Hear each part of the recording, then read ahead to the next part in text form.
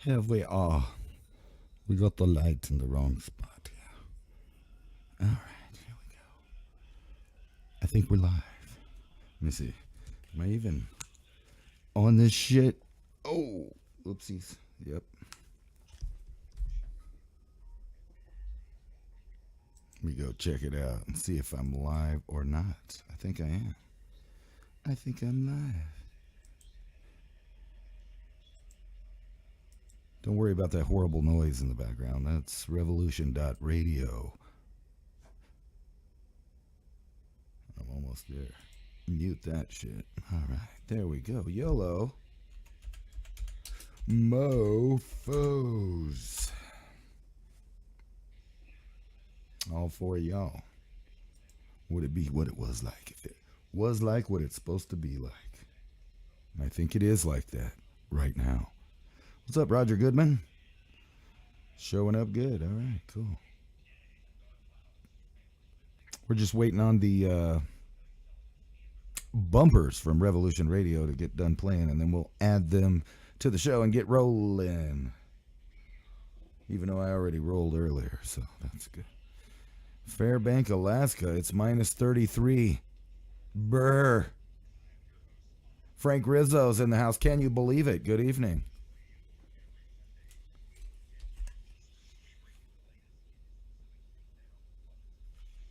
They're going to bring you the latest on the ensuing takedown of the globalist order.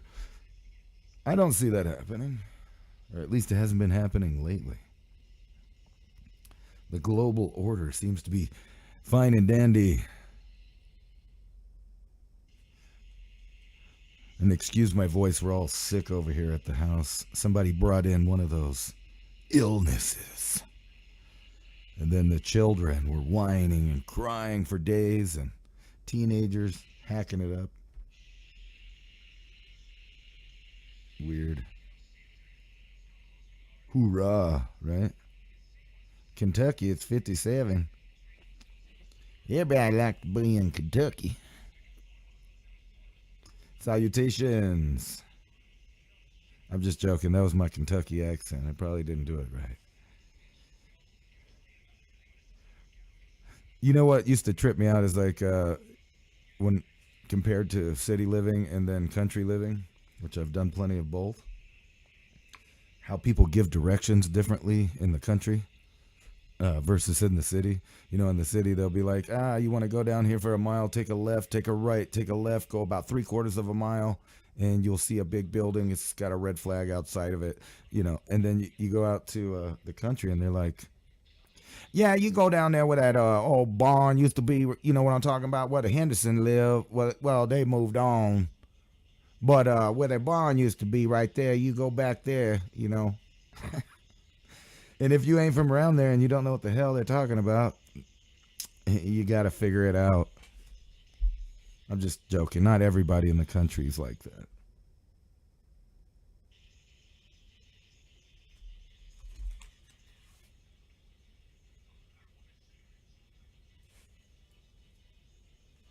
Wow, that just sounds horrible. I hope that don't sound like that to the viewers on the radio channel. I am muted, right? Oh, okay. Thank God. Thought I was giving the radio all of that shenanigans. What's up, Arsenal Rain, J Mac?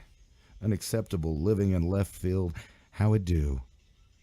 Yeah, it's the intro music. That's correcto.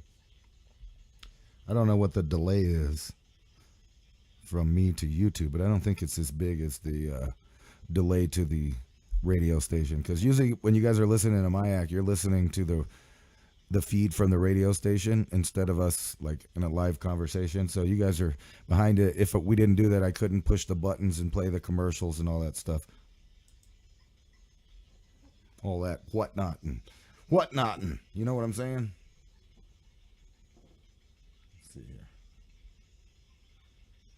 It's almost done playing though.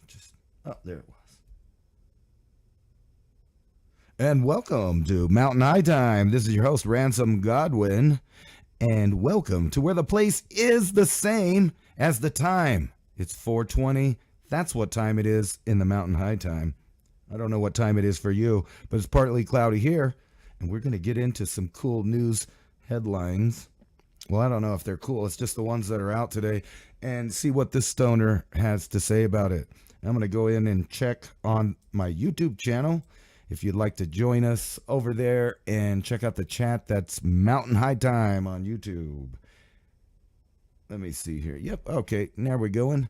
So I was going to look at the weather just a second out of my own curiosity. Whoa. Looks like everybody's drowning in Arkansas and Mississippi, Louisiana, in those parts. Lots of lightning out there in the Gulf. Doesn't look that bad for everybody else, but it looks like a bunch more rain's coming for California. And I know they don't really want it or need it, despite all the times that they were, crying about being in a drought. There's been plenty of snowpack this year and a lot of water. A lot of water. I don't know what they're going to do with all that water. Anyway, there's your weather outlook. Yeah, it's kind of like that.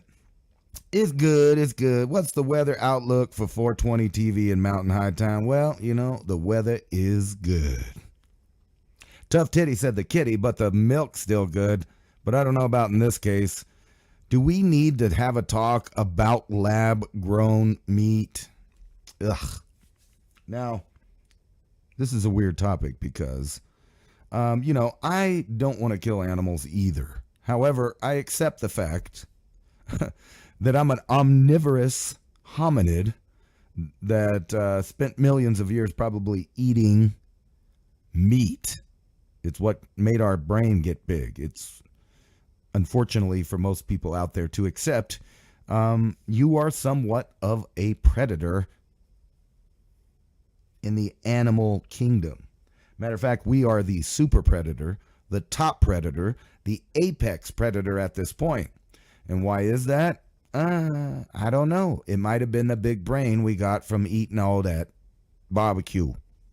We eat a lot of barbecue. That's true.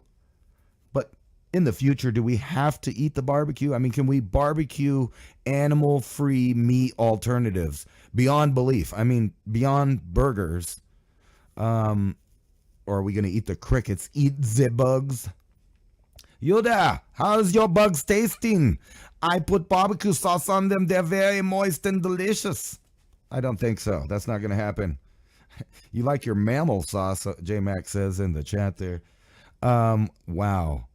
I am not against the idea of maybe in the future, when they can solve the problems probably of cloning. And what I mean by that is that if they could create a unique natural type gene combination for animals that we eat, and then create an animal that does not have a brain, it's just a big, animal with no head, then you could eat some beef and chicken and pork and all that stuff and feel guilt-free. But until that time, and I don't even know, there will probably be some problems with that because that doesn't even sound good, right?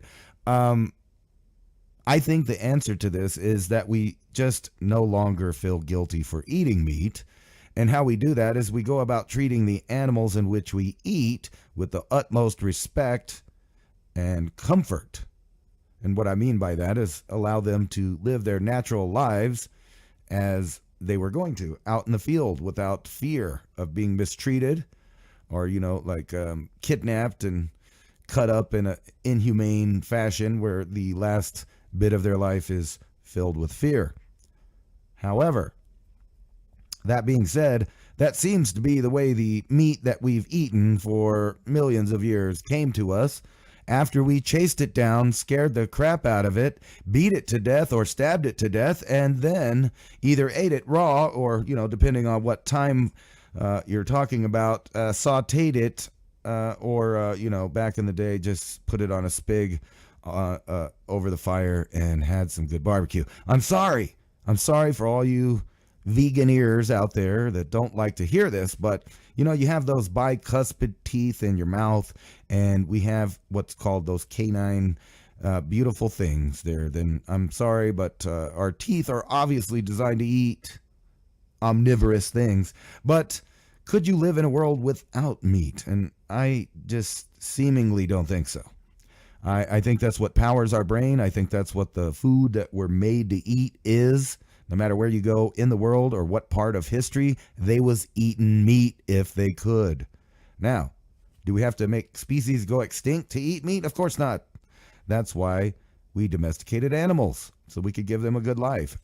In theory, a whole life of, comfort, healthcare, love, until we eat them. Here's some unsolicited advice. Eat less meat. At Wired, I report on the impact our diets have on the environment. Greenhouse gases, emissions, i.e. farts, breathing, and, that stuff that comes out of the back of your car that the plants like to eat. That CO2 gasoline or gaseous farts are going to kill us. Maybe. I don't know. Probably not. I disagree with these people because obviously throughout history, I'm one of those nerds, that like dinosaurs and ancient man and all of that stuff. And, I never was on the environment studies side of that. I was more about the history and the existence of the animals and people that lived at that time. However, the environment and the weather and, all of that is really tied into whether or not there was animals or plants. And when we look back in the past, we look at the times that had the most CO2 on our planet or warmer times on our planet. We had a bunch of plants, man. There was more life on the earth. The more CO2 there is means the more plants there are. The more plants there are, the more food for animals. And obviously that means us, because if there's more animals, then there's more things for us to eat and maybe not go extinct, if you know what I'm saying. Anyway, let's get back to their greenhouse gas fairy tale, and we can use the weird accent for this. Green gas emissions, water use, deforestation, all of those bad things. A lot of time I run into same conclusion compared to other source of protein. Meat, and especially beef, has an outsized impact on all of those things. So like I said, I eat the less meat. I buy my art where they do not sell bologna grease. I'm just joking. I added all that. But hold on a second. What if you could eat meat without the environmental hangups? So I guess the question for meat eaters is, what if you could eat meat without the murder, kill, death part of it? Would you eat that meat? I don't know if I would. In theory, I don't want to kill any animals. And if there was a way for me to eat completely vegetables and, be okay in the end, I would do it. But the truth is some people do eat a vegan diet that's high in protein, like people in India, like they cram down the lentils and all of that stuff. And people eat meat and cheeses, but that's still, those are animal proteins and fats in there. But the people that do eat those kind of diets, I'm sorry, you guys look like beanpoles. And except for that one, weightlifter guy that eats massive amounts of protein, and he's had some health problems. But except for that dude, the rest of you guys look like beanpoles. Literally, the thing that I guess you are what you eat, or maybe you look like a bean sprout. Anyway, not too healthy, not very muscular, or, the type of individual that might survive some kind of epic event on the earth. But I digress. Let's go. But hold on a second. What could you do if, you didn't have any environmental hangups? Well, I don't, obviously, now. I'm not worried about cow farts. But for some people, they're totally convinced and worried that the cow farts are going to kill the planet, and i.e. us, because we grow those animals. And, just like the nonsensical idea of cutting down the forest to, stop CO2 production, which is obviously idiotic because the trees are what, sucks up the CO2. But I digress again. Cultivated meat companies are really racing ahead of late. So far, they've raised close to $3 billion in venture capital. And this year, for the first time ever, in the U.S., 2 companies were cleared to sell cultivated meat to consumers. Several firms are working on giant factories to brew their cells. So, if you don't know what I'm talking about by now, we're talking about cloned meat that's grown in a lab from cells. Now, I don't know Does it still have a soul if you just grow an arm and put some barbecue sauce on it? I don't know. But just the whole idea of the people that create some of the other wonderful things like our medical industry products and things like that. I don't think I want these same type of people in control of my food systems, because they already have been. And that's where you get these things like excitotoxins in your food, plasticide ingredients, all kinds of other stuff that we probably shouldn't get into because we're also on YouTube, which, they ban everything. But I'm going to say big pass on this, or at least now.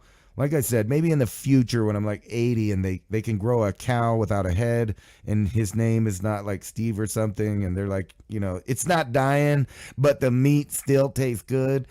Maybe then. But until then, I'm going to have to eat my Lotta Burger, double meat, double cheese with green chili, homie.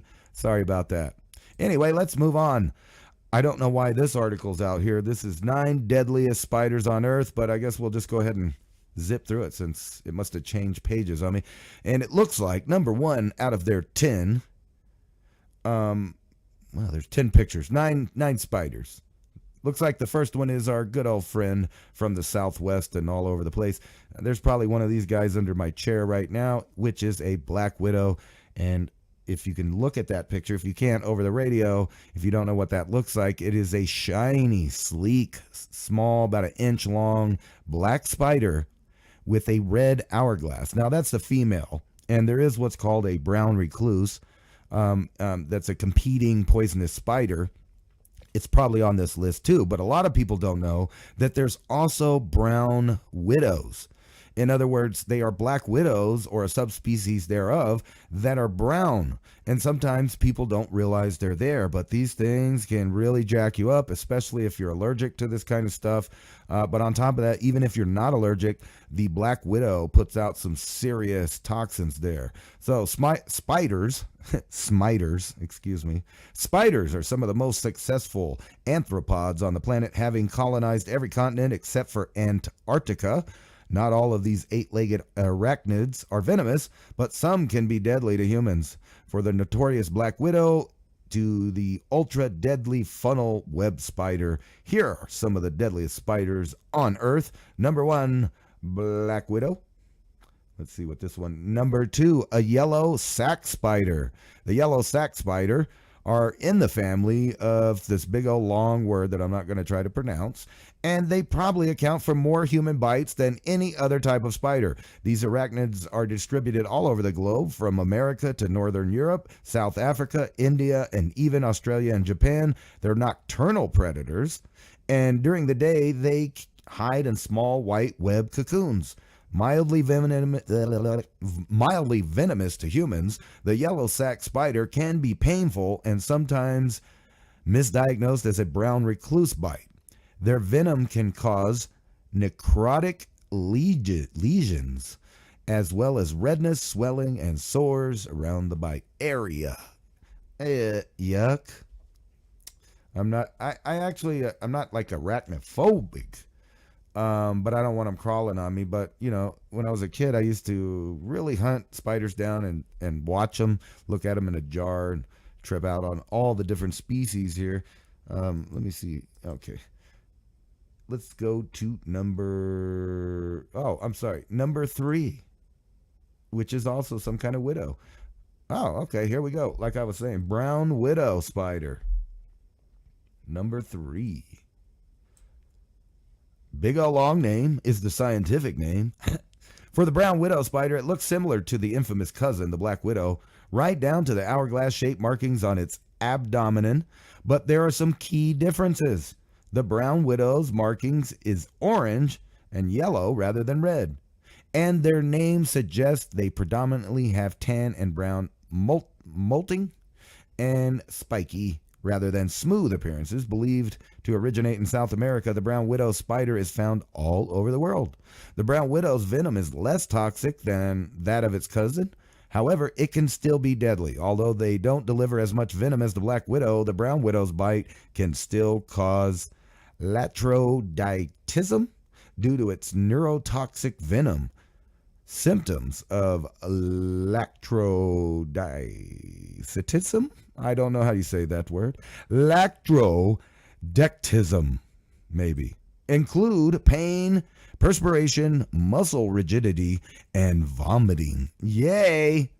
Black widows' lives matter, and so do the brown recluse, evidently. The brown, oh, see, I'm messing up. It is the brown widow. But I've seen them that don't look anything like this. In fact, they look like this, but they're brown, and they don't have yellow and orange. So maybe that's a subspecies not listed here. Red widow spider, living mostly in the sand dunes of central and southern Florida. The red widow is another notorious widow family. Their venom is just as lethal as the brown and black widows, but as they live far from human contact, there has been no recorded bite in medical literature. Let's see here. Where are we? Why is it zooming in and out on me? Sorry, the screen was wigging me out here because it keeps moving. Where were we?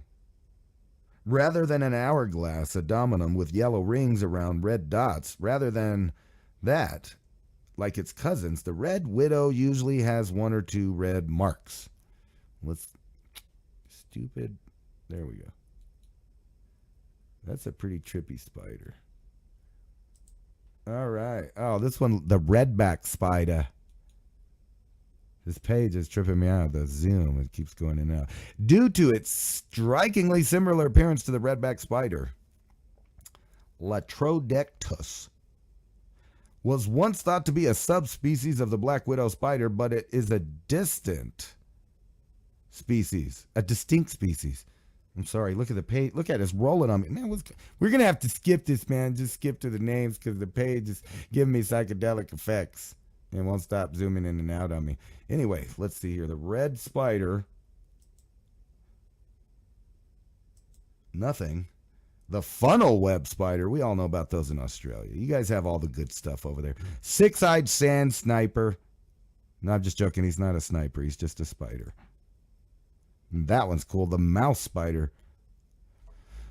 You know what? If the page wouldn't wigged out, I would have got more in that. But I don't even remember opening this one. We're having a complete computer freeze flash shutdown. Isn't that wonderful? We're just going to take a break until the computer responds. And I'm going to go over here to the chat room, see what's going on. Nancy West, redback on the toilet seat, mate. Oh, no, that does not sound good. Why, mate, you ever wrestle with a wallaby in the winter? Or you just sit around tickling your roo? All spiders are venomous. No, actually, I just read that 2 seconds ago that not all of them are venomous. Or maybe just not venomous to us, huh? So, I love the computer meltdown here, so we're just going to do this number here. Control-Alt-Delete.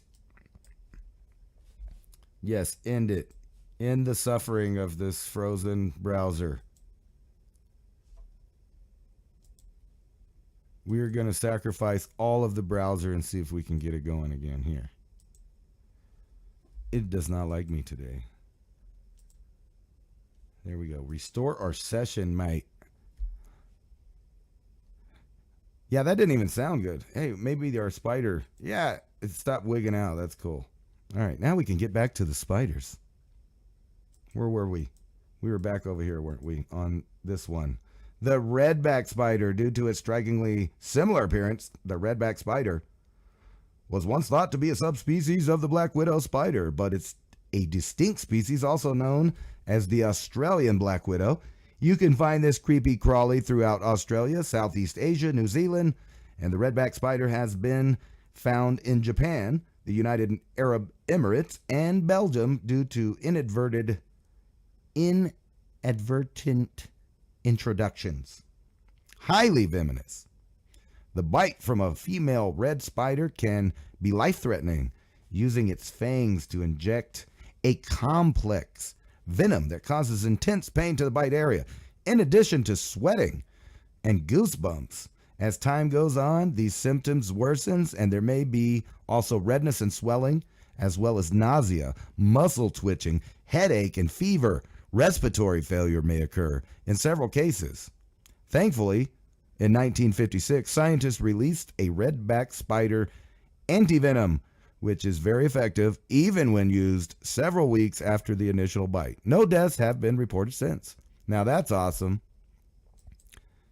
Redback. Ooh, we got a virgin in the chat there. And I'm showing the wrong window. So you guys don't even get to look at that spider. No, I'll fix that. Wow.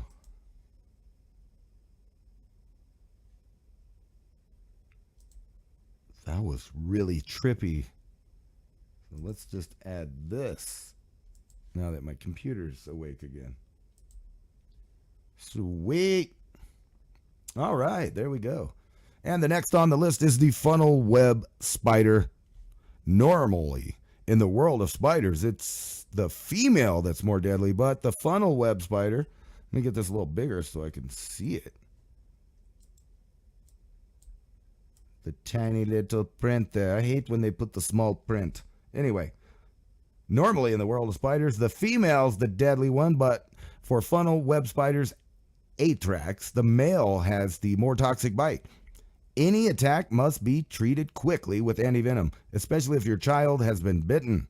There have been several recorded fatalities due to the venomous bites of the funnel web spider, with death occurring within the hour after being bitten. However, since the development of the antivenom in 1981, there haven't been any more recorded deaths. Predominantly located in Southeast Australia, Sydney, funnel web spiders are also found in New Zealand, Chile, and Europe. Interesting, animals such as cats and dogs can actually survive a funnel web bite. It takes about 30 minutes for their body to neutralize the toxin. It's just humans who have such severe reaction. The venom affects nervous systems and causes symptoms such as elevated heart rate, numbness, tingling to the mouth, and difficulty breathing. Kind of like a dab. Next on the list, number 7, six-eyed sand spider. Found in the deserts of South Africa. I'm kidding. Excuse me. Let me take some stutter medication here and we'll fix all of that. Where'd it go, man? Oh well, we'll have to skip the medicine. This one is the six-eyed spider. And let's see here. We're in southern Africa.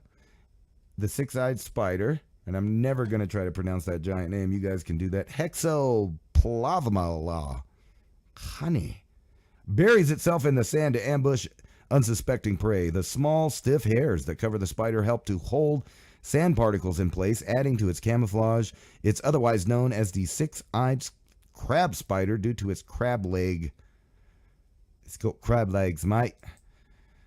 This one looks pretty gnarly right here. The mouse spider, black in color with stocky, thick legs and distinctively bulbous head and jaw regions. The mouse spider, Missalulina, looks a lot more frightening than its name sounds. One species is located in Chile, another in South America, and the rest distribute throughout Australia. They live in the soil-covered burrows, popping up their hinged trap door to attack their prey. That doesn't sound too deadly. I just don't like the black widows because they get in your shoes, man. And here's number 9 is also the black widow. That doesn't even make sense, man. I don't think their number system's right. Did you guys know that we were just blowing up the whole world? And the only reason I bring this up is because most of my audience knows I've been talking about we're going obviously into a worldwide conflict. There's really not much that you can argue when it comes to this. It seems that every quadrant or third of the Trilateral Commission's, reign on the earth there is in combat right now. U.S. strikes at least 85 targets in Iraq and Syria, including from B-1 bombers. Now, do you remember back in the day, I don't know, when I was younger, I thought I remembered that presidents would at least get a declaration of war before we just went to war with everyone and anybody all the time. But it seems like with our proxy war there in the Ukraine, what we have going on in the Middle East from the Gaza Strip all the way over now to Iran's borders. Obviously, they're going to include Iran in that. These are the 7 nations that General Gates talked about, knowing that we were going to invade back in the year 2000. And the Project for a New American Century knew that we needed some kind of new Pearl Harbor event that killed at least 3,000 something people so that they could start invading these countries. And, thinking that the American people are stupid, obviously. We already had troops on the ground in Afghanistan building pipeline. And, in Iraq, we rolled right in there and started bombing. Now, I have no idea what either one of those actual countries had anything to do with 9/11. However, we went to war anyway, didn't we? It was Osama bin Laden, they said. But for some reason, we went and killed Saddam Hussein. It was Osama bin Laden. But you know what? We might as well take out Gaddafi too, right? It was Saddam Hussein. How about we go invade Afghanistan, have a 2-decade-long combat situation that kills thousands of Americans, and then just leave $81 billion worth of equipment there for them for the next round, which is basically what's going on in Mexico, right? Fast and Furious #2, where these cartels are just popping up with massive amounts of American-made weaponry. And weirdly, I had something else on this topic, but these web pages, you open them up, you have to save them or they change. Talking something about Apple. I don't care. I don't even have an Apple. Let's get back to what we're talking about, which is a worldwide combat situation for just every last little kid. Have your kid be the first to come home in a box from Ukraine or the Middle East over what? Did we declare war?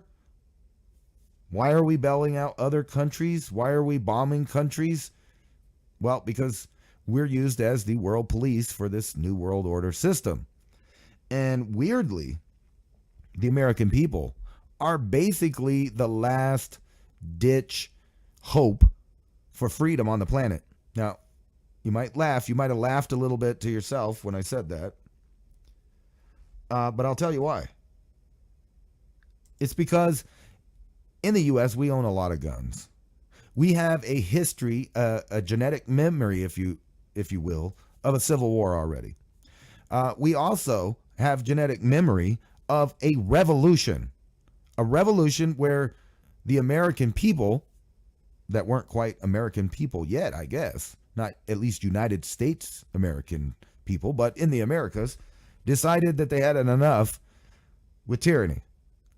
Allegedly. At least that's the story. But for the first time in the entire world, we wrote down on paper that God, or your creator, gives us inalienable rights that can't be taken away from the government because the government didn't give them to us. Now, nowhere else has this been done really in the way that it's been done here. Not at the time and not since. A lot of people have kind of copied it. But now when we look around the world, do we see more freedom than back then, or do we see less? What I see is an entire European Union where spying and basically the Stasi now go around door to door, and you can go to jail for your opinion online. It's so much more than those authoritarians of the World War II era could even dream of. But they got their plan, and we have a euro now, and now it's a secret, police state where they sit around deciding who they're going to arrest. And now this combat situation is spreading. And the reason being is that people realize what's going on now. The population's no longer stupid. So here in the United States, being this last vestige of freedom, and the reason why is because here we have the right to free speech. Although the government tries to tell us here that we don't, we continue to, march on like we do. We keep talking, we keep writing, we keep making videos, we keep speaking, we keep fighting lawsuits. All of these things are continually happening here about free speech. And then you have the Second Amendment and the Third Amendment and the Fourth Amendment. Now, reality says we don't really have those amendments anymore but only a ghost of what they once were. Like, for example, the Third Amendment, not to have soldiers quartered in your home. Well, what's the difference if they can just come in your home and claim extingency or whatever they say? I probably didn't say that word right. But just come in your home because they say they heard something in your house. But even if you don't count that, you must realize that there are multiple devices in your home that are spying on you right now by third parties and the government, even though, we had the whole revelations with Edward Snowden, et cetera, et cetera. You thought that they were going to stop. They didn't. They just kept doing it. And now they do it even more.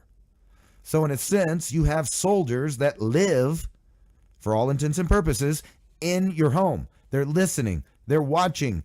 They're copying every keystroke that you make, every website that you look at, every post that you read. It's tracking your eyes, especially if you have a camera on it. And some of the screens can be reversed. Software can be used to make your screen a camera itself. Anything that puts out infrared, like your phone sitting around taking thousands, millions of pictures of you daily, trying to find out what you're doing, where you're going, who you talk to, what are you saying. And people forget that we live in that technological era. So I would say to you that you no longer have the Fourth Amendment because you have no privacy. You no longer have the Third Amendment because people are quartered in your home listening and eavesdropping to everything that you say if they want to. Now, you might say to yourself, well, I'm not that important. I don't have anything to hide. Well, that's just your vagina talking. I'm sorry. That's what that is. It doesn't matter if you have anything to hide. They shouldn't be looking. You shouldn't have to explain yourself. You shouldn't have to use the Fifth Amendment to protect yourself so that people don't prosecute you for your views. Now, they don't have that all over the world. They're throwing people away for, dumb reasons. But here in the United States, you see the pieces moving in the long term. They have a problem with the Second Amendment. They have a problem with so many millions of Americans being able to defend themselves, not only against thugs that might come into their home and try to harm them or take their things, but they also have enough ammunition and firearms and ex-military and, just good old boys and plenty of people that know how to stage combat if it came to that. Now, God hoping that would never happen, but they know that. So that's why they have to get rid of us incrementally, slowly, by taking our constitutional rights away. Now, part of that Second Amendment was having a well-regulated militia. Now, the authoritarians of today would like you to believe that means that the government should regulate your militia. No, indeed, that's not even close to the idea. Actually, a well-regulated militia, meaning that you and your kinfolk and your next door neighbors and the people across the street and the people across town are all armed and know how to use their weapon.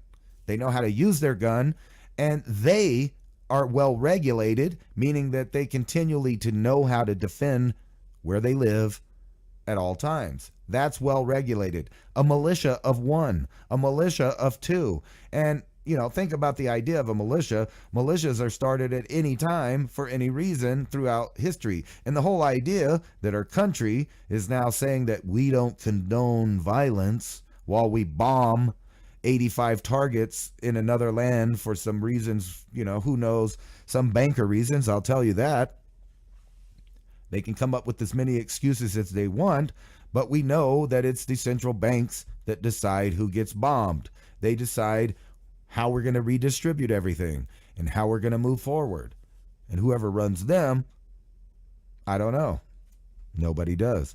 But there's a weird phenomenon going now where our government would love to call its people insurgents like they're doing all over the place in the other world. And this January 6th milquetoast, made for TV, fed, inspired event, I'm going to call it that, was so fake. But the whole reason for it is so that they could call you an insurgent. And right when they come up with this bill, right? You guys realize the Democrats were coming up with a bill to basically ban the militia, which would be an unconstitutional law, obviously, considering that is listed in the Constitution. Now, what they're going to have to do is have a constitutional Congress in order to change the Constitution. And they're going to say that they need to do it for this reason or that reason. But it doesn't matter what reason it is. It's a way for these thugs that are in office, these criminals, crooks, betrayers, traitors, and, you know, you might think that that sounds harsh, but if you look at any one of them from the right or the left of the uniparty, they don't have your best interest in heart. They don't care what the law says. They don't follow the Constitution. They don't care about their oaths of office. They promised, you know, that they would uphold the Constitution and defend it from all enemies, foreign and domestic. But they flip that around to try to mean that the people are the enemy of the Constitution, when obviously that is preposterous. But now we live in, you know, the modern times, so they get to call you an insurgent. They get to name half the people as, you know, suspected, you know, bad guys now. That's what we're doing here. And then right when they try to pass this weird bill to get rid of militias while we flood the border, while they, you know, continually give you predictive programming about a civil war, then this guy pops up. Doesn't make any sense. It seems like a TV show. It seems like a movie. Chilling new details emerge in murder of dad beheaded by son who showed head on YouTube. Law enforcement have confirmed that Justin Mon bought a handgun the day before. See, like, what does that have to do with it? When he bought it, he used it. That's what the point is. So, but they want to make sure to word this in a certain way. So pay attention. Law enforcement have confirmed that Justin Moen bought a handgun the day before he shot his father and then decapitated him before showing off the bloody head in a gruesome YouTube video. Police have revealed that Justin Moen bought the gun the day before. See, now we've said this twice. And he allegedly murdered his father, showed his decapitated head on YouTube.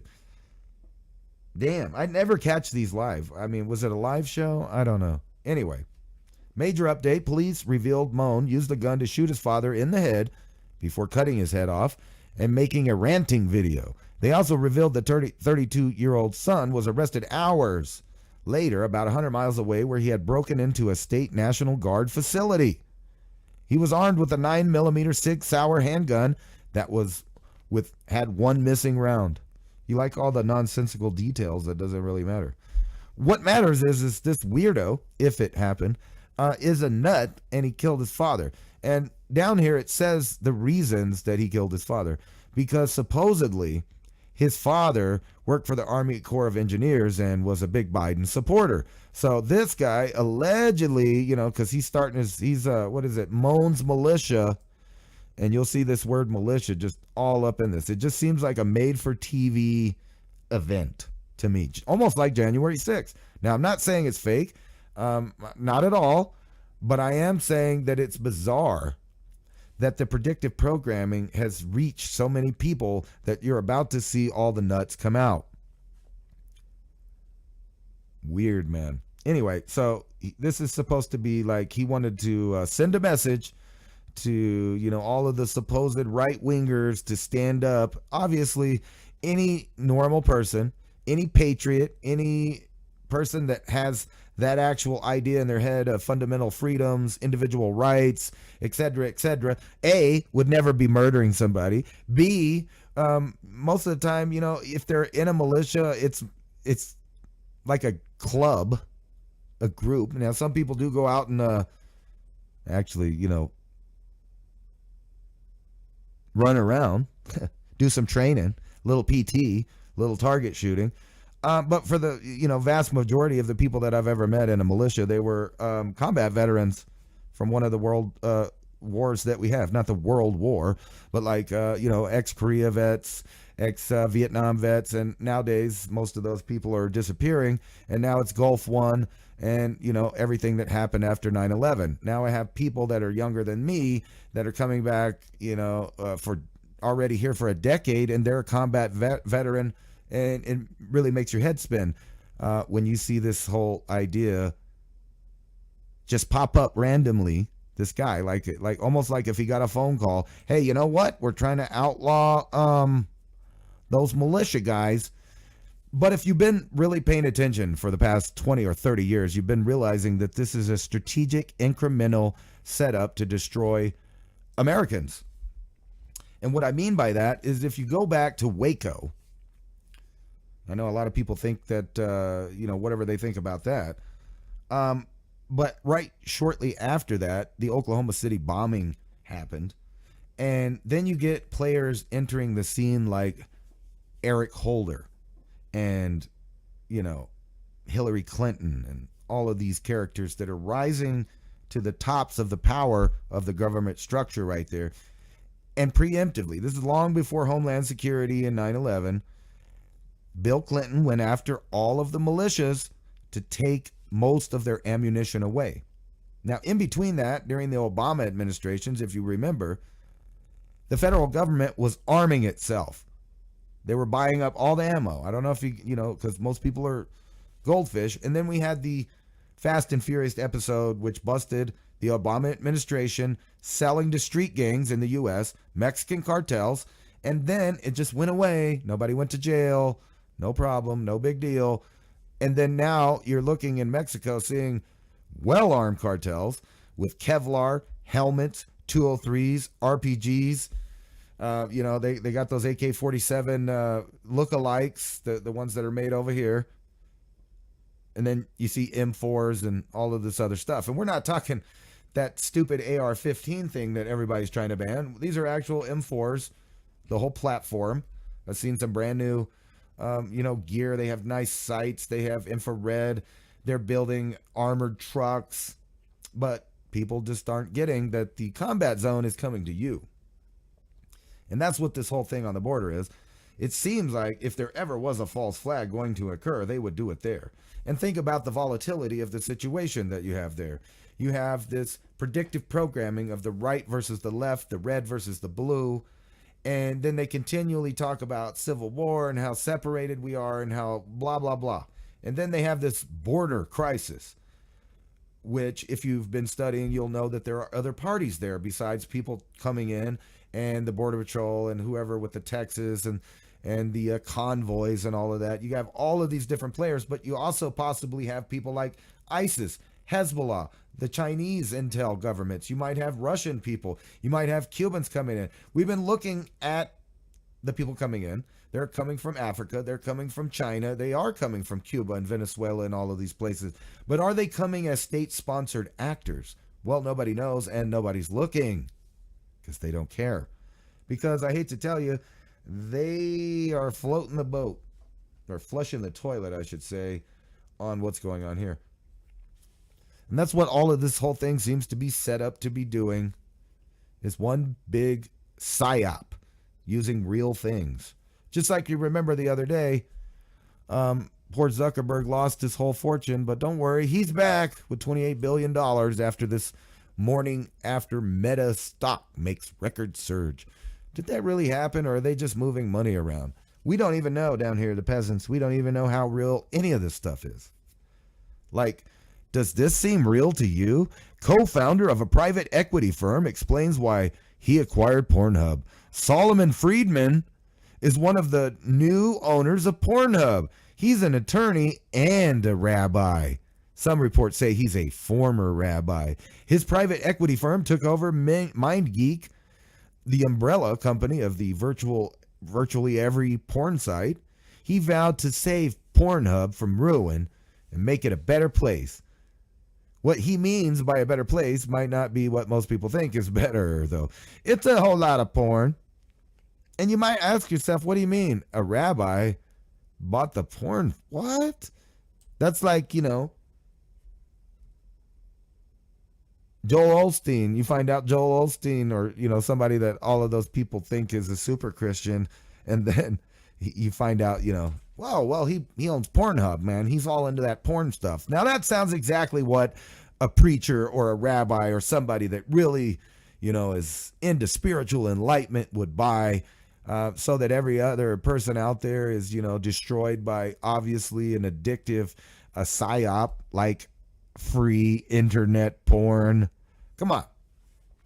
You can't tell me that they've been running those porn sites for like at least a decade now, with no filters, no protections. So any kid, any person with addiction, any of that stuff could just instantly go online and use up all of their, fluids with their computer friend.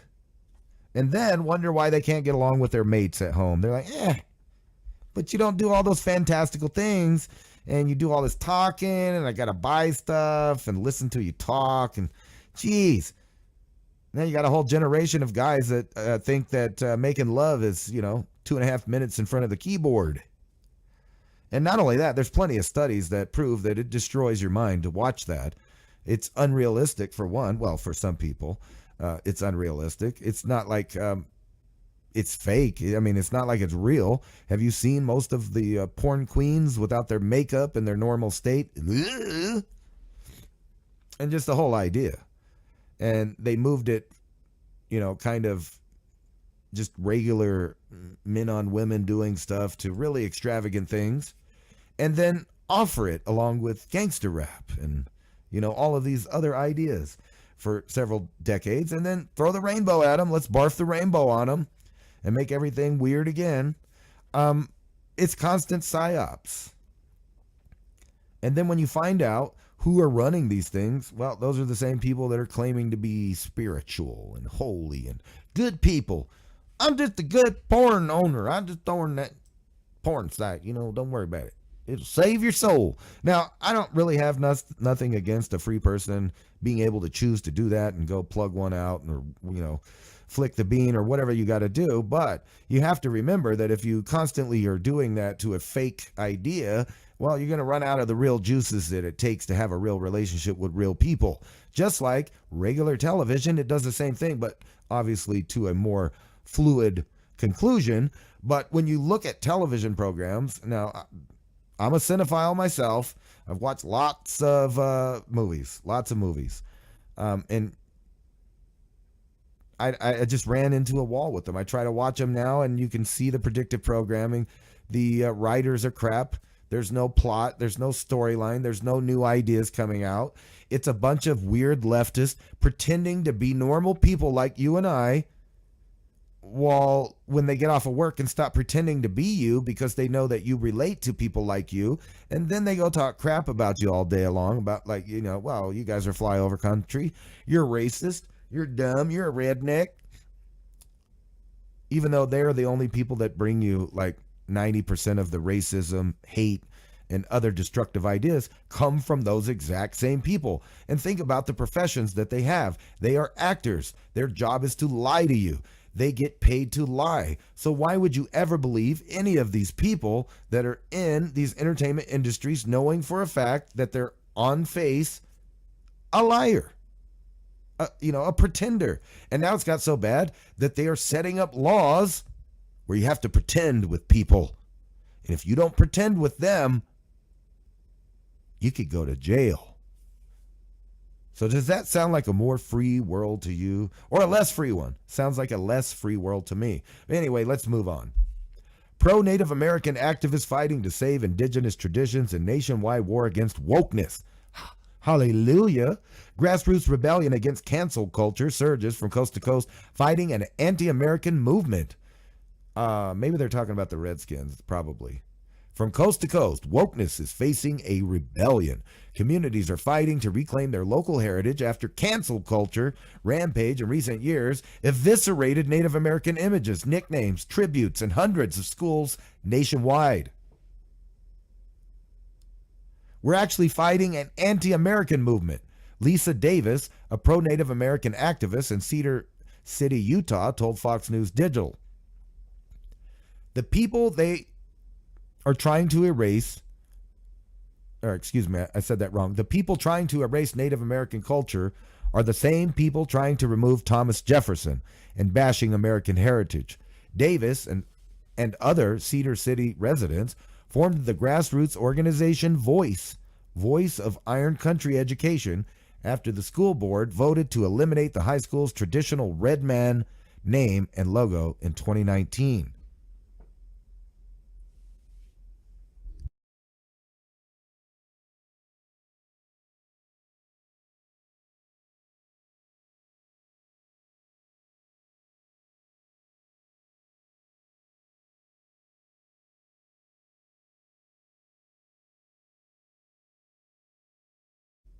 Sorry, I hit the mute button. Anyway, I was an honor to be called a red man. It was an honor to be called red man. Julia Casus, a full-blooded Navajo and graduate of Cedar City High School, told Fox Digital. The silversmith said that she tells visitors at the family shop Navajo Crafting Company, "I am red man through and through." The school's nickname is now the Reds. Oh, well, that's a big difference. You totally fixed that, guys. Way to wake up and be woke. Anyway, Native American group that wanted Redskins removed is funded by Soros Foundation and other leftist organizations. Yet the irony of a new name is not lost on Cedar City residents. We went from honoring centuries of American and Native American history to honoring communism, said Davis. The people trying to erase Native American culture are the same people trying to remove Thomas Jefferson and bashing American heritage. Eunice Davidson, Dakota Sioux, and president of the Native American Guardians Association, NAGA. That's right. You heard that right. You heard of MAGA? Now it's NAGA. We ain't going to leave you alone. We're going to NAGA until you figure it out. NAGA, N-A-G-A, that's the Native American Guardians Association. So listen up to what the NAGAs have to say. It's terrible injustice to these communities. She and others claim that decisions to remove Native American images, nicknames, and logos made by local school boards, which are often under pressure from well-funded outside forces. The decisions never have popular support, and Davidson, whose organization is based in North Dakota, the taxpayer is being shunned, and the school boards don't care anymore. It's Marxism, and it's taking over school boards. The grassroots group Voice claims that 79% of local residents voted to support the red man in recent Change.org survey. Battles all across the country, communities around the nation are waging similar battles. Activists killing.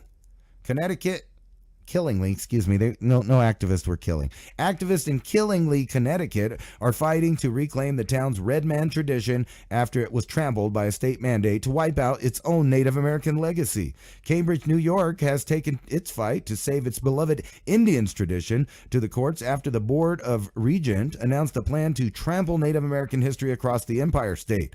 Local residents recently voted 2 new pro-Native American candidates onto its school board, including Iroquois' Dylan Honyost. Anyway, we're coming up on the hour, the break time hour, right here in just a minute. So let me put that down. Oh, wrong one. Talking to myself. Don't worry about it, radio people. Or you guys on YouTube, and I hope you're having a good time. Let's check in the chat and see what you guys think of a stoner rambling. I'm just kidding. What's going on? Unacceptable living. Using a rolling machine. Wear them out. Puff, puff, pass. Sassafras likes it salty. Whatever that means. I must have missed something. I used to smoke Marlboro Reds. I'm a cowboy. No, I'm just joking. I used to smoke Reds, and then I went to the 27s, and I just thought, you know what? It's just not enough. I'm going to have a cigar. Speaking of which, it's about that time to take a break.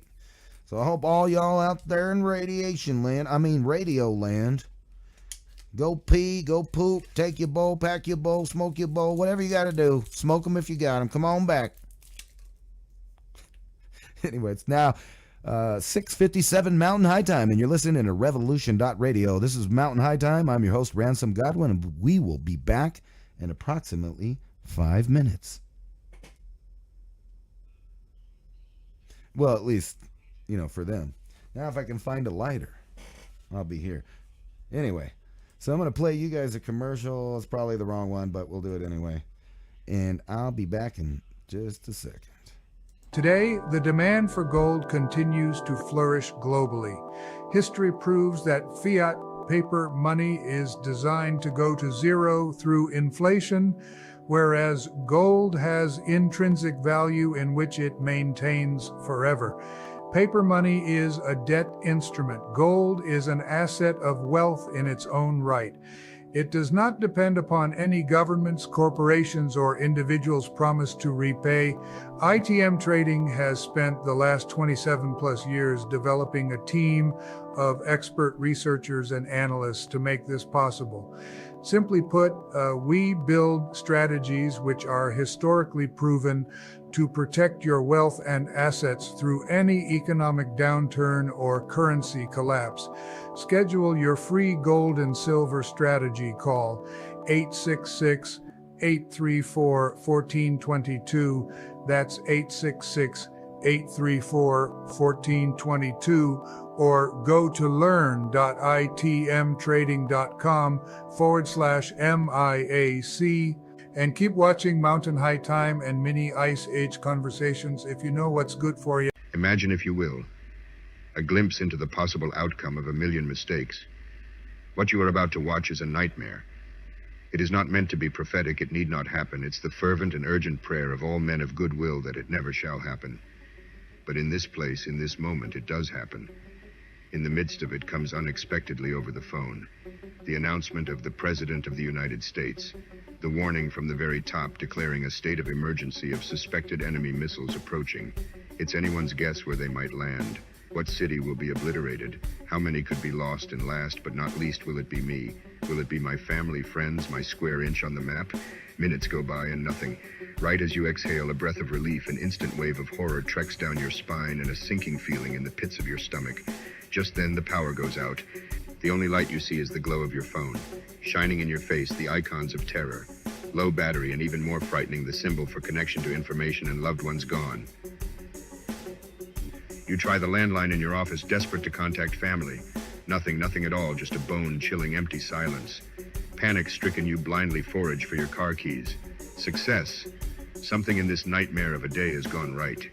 Now it's a desperate mad dash for your car. Your mind now in a near intellectual paralysis. Logic a struggle as you cope with a Gatling gun barrage of horrific ideas of what your family might be going through in this very moment. Miraculously, your car starts and you begin your seemingly apocalyptic drive to locate your kin. As you pass the first stop sign, the sight of civic decay is already bearing its nasty head as you speed past fights in the streets, looting, and a complete halt of any semblance of an evolved civilization. To your right, a large fire. As angry, fear-filled citizens with their arms full of grocery items run from what used to be your local food market, ran by a mom and pops couple, now collapses into a bonfire of dreams. Because of the commotion, your attention span has been stolen. Now before your automobile is a violent crowd. They have now surrounded your car, banging on the metal, bashing at the glass, screaming incoherently. What just a second ago was the road to salvation, now a deadly trap of circumstance and fear blocking your escape. This can't be happening, repeatedly echoing in your head as you start to mumble the phrase in a shrieking, inaudible, childlike tone to yourself. The trepidation now filling your lungs like a poison fog, suffocating and smothering in its certainty. Just then, as your heart and soul seem to be having synergistic perturbations, an alarm blares, overwhelming your senses. Immediately you recall the warning of missiles. You close your eyes and expect the end. But the alarm morphs into a sweet, familiar beckoning of your alarm clock. You open your eyes and switch off the welcoming timepiece. A warm filling of relief as you realize your family is safe in their beds, and no pending doom is written in the stars today. For a split second, you ponder the poor people of your vision, and it reinforces your confidence that you have already prepared for the any scenario. You have peace of mind your children will eat and thrive, because you invested in their future to give some stability if any break in the normality of life happens. You invested in heaven's harvest. The you in this story was a fictional you, but do you get the feeling something unthinkable is going to happen soon? I sure do. The problem is we probably won't see it coming. One morning you'll wake up and the world will be a much different place. Don't panic, prepare. Smart folks are investing in emergency food now. A wise man once said, "It's better to have it and not need it than need it and not have it." Heaven's Harvest is the nation's leader in emergency food storage. It's the only investment you get 100% of your money for, even better than gold. Survival experts recommend the 3-month emergency food kit. Go to heavensharvest.com. Use the code ADAPT at checkout and save a mind-blowing 15%. Is already bearing its nasty head as you speed past fights in the streets, looting and a complete halt of any semblance of an evolved civilization. To your right, Thanks for listening while we took the short break, man. Citizens with their arms What are you guys talking about there? run from Looks what like used to James be your Ortiz has a local food channel that I didn't know about. Put the link in the description box, man. I mean in the chat. Hold on. Because of the commotion, your attention span has been stolen. And welcome back to Revolution.Radio. This is Mountain High Time. I'm your host, Ransom Godwin, back for the second hour, where the time and the place are the same. Mountain and high, and it's the time. If you like listener-supported radio, that being the key factor there, listener-supported, think about giving a donation to Revolution.Radio because, like I said, it is supporting free speech and all of the various hosts and shows that come on and get to speak pretty much freely. Think about the donating. There on the page, at the top of the page, I believe they have a Patreon link. And if you'd like to help this channel, I believe I put the link in the description. Yeah. That's the blue one down there. You guys know what it is. And help me stay on the air because this is basically my job, man. Well, I mean, I do a lot of work for money, but this ain't it. Anyway, the commercials are still running. Are they? They don't look like they're running to me. You might be back in time. What's up, J Mac? Everybody there in the chat. If you'd like to join the Mountain High Time chat, feel free to go over to Mountain High Time on YouTube and join the various crazy people in there. I'm just joking. They're not crazy. They're good people. It's the best chat on YouTube. I'll tell you that. Let's get back into the news. As we were talking about, pro-Native American activists fighting to save indigenous traditions in nationwide war against wokeness. I think there should be a lot bigger war against wokeness than they really have. And I thought this was funny here. Dr. Phil visits the open southern border. Humanitarian crisis unlike anything he's ever seen, according to him. And this is, I guess it's also on Zero Hedge. And then we have this Slovakia prime minister orders investigations into the big C word of the year of 19 afterwards. Or was it 2020? I don't know. Seemingly, a bunch of people, died in Slovakia for some reason. So they're going to do an investigation into that reason. And I can't say what it is because I have a YouTube channel, so we're just going to skip it. But you know what it is. Border Patrol pulls 70 illegals from El Paso storm drain right to the south of me here in El Paso. And the weird thing about this is people are getting lost in these tunnels underneath Juarez, El Paso, coming from all over the world. And some of the coyotes just leave them in there because they didn't pay. And, I guess this is better than being stuck in the back of a semi-trailer and smothered to death. However, think about it, 70 people underneath the feet. According to this, dozens of illegal aliens were discovered in a storm drain in West Texas near the Mexican border this week, according to authorities.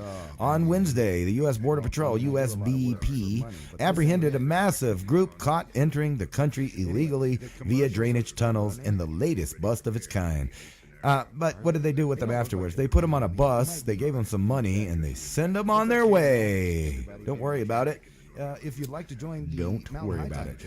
This is a good video I thought you guys might want to watch. It's on InfoWars. It's called Conflicting Pole Shift Agendas Between the East and the West. And it basically breaks down all the stuff that's going on in Europe right now from the farmers' aspect of things. And pro-Native American activists kind of proves we definitely are in a worldwide conflict. I think there should be a lot bigger war against wokeness than they really have. And I thought this was funny here. Dr. Phil visits the open southern border. Humanitarian crisis unlike anything he's ever seen, according to him. And this is, I guess, also on Zero Hedge. Sounds like there's a super echo going on for some reason. Prime Minister orders Sorry about that. I know you guys can't hear it on the radio, but we'll fix it for YouTube. What is going on there? Afterwards, or was it 2020? I don't know. Seemingly, a bunch of people, died in Slovakia for. I don't know where that extra sound's coming from. So they're going to do an investigation into that reason. And I can't say what it is because I have a YouTube channel. So no, it's not my headphones. But you know what it is. It's an echo. Border Patrol plus pulls somewhere illegals from El Paso storm drain right to the south of me here in El Paso. And the weird thing about this is Start over. people are getting lost in these tunnels underneath Juarez, El Paso. Wow. Coming from They don't hear it on the radio, but there's super And echo some going of the on. coyotes And I've just already leave them closed in there everything, because so they I can don't know what's pay. going on You know, there. I guess this is better than being stuck in the back of a semi-trailer and smothered to death. However, think about it. 70 people underneath the feet. According to this, dozens of illegal aliens were discovered in a storm drain in West What is Texas near going the Mexican border on? this week, according to authorities. On Wednesday, the U.S. Border Patrol, USBP, apprehended a massive group caught entering the country illegally. Where via is it drainage coming tunnels from? in the latest bust of its kind. But what did they do with them afterwards? They put them on a bus, they gave them some money, and they send them on their way. Don't worry about it. If you'd like to join, What is going on? this is a good video. I thought you guys might want to watch. It's on InfoWars. I found it. It was Rumble. Oh, God, that was crazy. All right. Well, there we are. I turned off everything. Let me see if we could reinstall what was going on. Oh, by the way, you can go watch on Rumble with that nightmare that just happened. So for you radio listeners, I had to stop because there was like 10,000 me's going on. Crazy. There we go. That was just nuts. So I think it's fixed there. Let me check the chat and see what's going on now. No, that one didn't open. Okay, we got to redo that one. That was some crazy stuff. There was like 10,000 of me and a super echo coming from Rumble, I guess.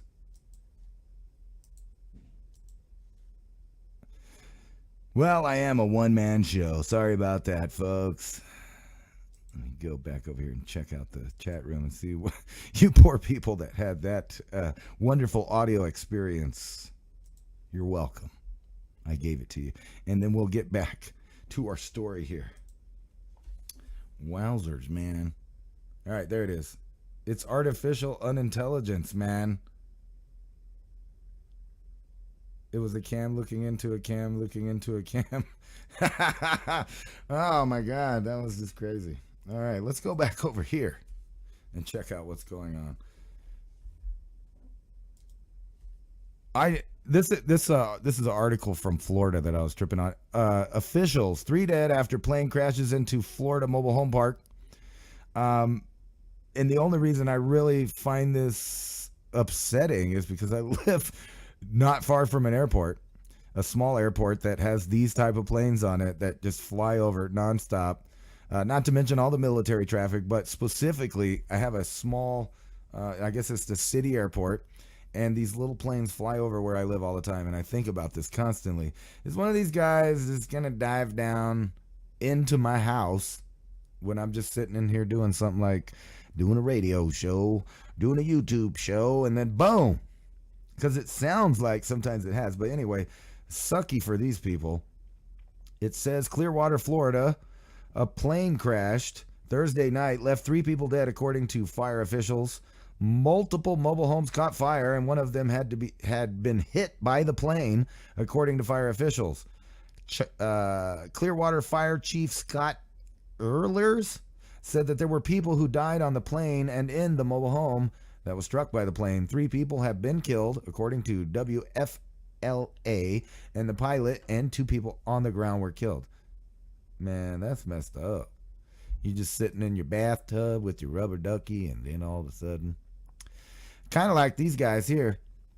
So I want to get you conspiracy theorists going, because I know all you guys know about Operation High Jump, etc., etc., etc., excuse me. So like when things like this, I'm wondering how long it's going to be till the conspiracy theorist nuts are saying, you know, that the UFOs got the guy, or maybe some breakaways from World War II or something like that. But sadly, like the Titanic thing, where they were going down to look at the Titanic and that little thing imploded, and there was a couple of days that they tried to act like there was hope, even though everybody knew it had popped under the water. It seems like that happened again, but this time in Antarctica. An underwater vehicle went missing after it explored under the Doomsday Glacier in Antarctica. The 20-foot-long unmanned underwater vehicle, AUV, which is called RAN, was sent on a mission to study the glacier, and it disappeared this week. It was a unique vehicle, and there's only 2 similar vehicles in the world which contain technology and sensors which allow it to measure and document the conditions of the water underneath glacial ice for long periods of time, and is likely to cost about $3.6 million. Well, that $3.6 million is gone, and you know what? If you're on the other one, I wouldn't ride in it no more. I'm just saying, it's kind of like that Boeing stuff where the door flew off the hinges. No thanks. What's this one here? Could a rogue billionaire make a nuclear weapon? A decade ago, the Pentagon paid a team of experts to study the possibility of an entrepreneur or private company building and selling bombs. Their worrisome conclusions are even more relevant today. Oh my God. All right. I first learned of a secretive Pentagon-funded study about rogue nuclear entrepreneurs more than 5 years ago from Stephen Lukasik, a former head of the Defense Advanced Research Projects Agency. We were talking about the Office of Net Assessment, the long-term analysis division of the Pentagon, famous in Washington policy circles for its predictions about the Soviet Union's military capabilities and then later China's rise. Lukasik mentioned that he had led several studies for the office, including one that looked at whether or not a private company or wealthy entrepreneur produced nuclear weapons. Now I've heard it all. You're going to have to worry about Zucker or Soros or Musk. Well, Musk has some rockets, so you might not want to mess with Musk.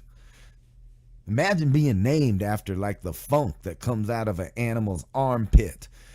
Hi, my name is Musk. I'm just kidding. I'm sorry, Musk. But Musk, what a weird name. I always thought that was weird. Hey, can I borrow some of your musk? I need to go attract the ladies at the local village, man. Anyway, back to the thing here. We worked out that private organizations would do it if it wanted to build and sell nuclear weapons, Lukasik told me. It turned out to be fairly profitable business. Intrigued, I asked if he would share a copy. A few days later, Lukasik, who I had known for 2 decades, sent me all 4 volumes of the study, which was completed in 2013. The report laid out in exquisite detail, including staffing levels and cash flow projects, how such enterprise could operate. It would take in as little as $1 billion investment, and in 5 years to produce the first bomb, the study concluded. Maybe we shouldn't have gave Iran all of that billions of dollars, man. I don't know. You think they might make a nuke, man? I mean, like, if it only takes like as little as $1 billion, and we gave them like a lot of $1 billion, man. Like, they probably over there like building one of those bombs right now, man. Because we gave them the money and the plans. Probably. Anyway, the report read like background notes from an airport thriller. A Bond villain-like corporation would set up a shop as a legitimate business, managing a series of nominally independent subsidiaries responsible for different parts of weapons production in locations around the world. One company, for example, would be responsible for the designing the centrifuges. Another would produce the highly enriched uranium. A third would produce a third would do the chemical processing. A company could even work directly with a rogue nuclear power. Would our hypothesized enterprise even go into partnership with North Korea or perhaps Iran? Why do they need to do that when both of those people already have nuclear programs? Oh, that's silly. When I first read the study in 2018, it struck me as a fascinating premise, but implausible. Nuclear weapons are the domain of nations for a reason. They require huge facilities, big budgets, and technical expertise you can't exactly advertise for on LinkedIn, but I think you can. I bet you can find a nuclear physicist right now on LinkedIn. Almost guaranteed. But now, just 5 years later, and more than a decade after the study was completed, much has changed in the world. Private companies have long been involved in building weapons, including nuclear weapons. But the federal government has traditionally been the one funding and controlling the technologies. Now, even the Pentagon acknowledges that private capital is the dominant source of funding for key technologies. Billionaires like Elon Musk control technologies they've developed outside of federal contracting, like Musk's network of Starlink satellites that can change the course of wars. Venture capitalists are flocking to the defense sector with Pentagon's encouragement. Aboard the Wagner Group, the Russian mercenaries firm whose global empire stretches from Europe to Africa, has shown the ability to threaten regimes. North Korean leader Kim Jong-un gestures towards the Hwasong-15 intercontinental ballistic missile, which could be armed with a nuclear warhead in 2017. North Korea was among the countries analyzed as potential partners for entrepreneurs in the Pentagon-funded report. Today, the idea of an entrepreneur and a privately funded company changing the military balance sounds less fanciful, and I wondered what participants in this study would now make of the conclusions. Lukasik died in 2019, and two of the others, Fritz Ehrmarth, I don't know how to say it, Fritz Ehrmarth, a former chairman of the National Intelligence Council, and Barry Wessler, regarded as one of the godfathers of the internet, have also died. Well, rest in peace. But most of the other contributors were eager to talk about it, even if they sometimes disagreed with the conclusions. There's no mention of Musk or any other U.S.-based entrepreneur. The study specifically includes American citizens in its tracking of billions who could finance such an operation. Let's see here. Brian Michael Jenkins, a contributor to the study and a senior advisor to the president of Rand Corp, said that Musk-like figures was precisely the type of scenario controllers had in mind. The what? The contributors had in mind. Excuse me. Freudian slip there. Military development has changed dramatically since the Manhattan Project, the secret World War II era effort to develop the first nuclear bomb. Building nuclear weapons no longer requires the scope and cost depicted in the last summer's blockbuster Oppenheimer.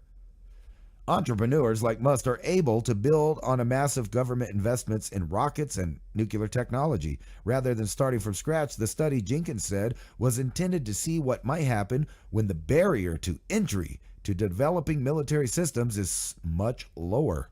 What could you achieve with $1 billion? What could you achieve with $10 billion? And is it really beyond the reach of some individuals? He said, well, in the case of Musk, it means you can put rockets into space without NASA, and that's the point of this. Miles Towns, who left graduate school to work on the study, told me that he still thinks about it every day. He said the study was sparked by the way gas centrifuge had lowered the bar to entry when it came to nuclear weapons. In the movie, spies turn over detailed designs for a nuclear weapon, but nuclear experts agree that what is truly secret is not necessarily how to design the weapon. Much of that exists on the internet or in the public domain.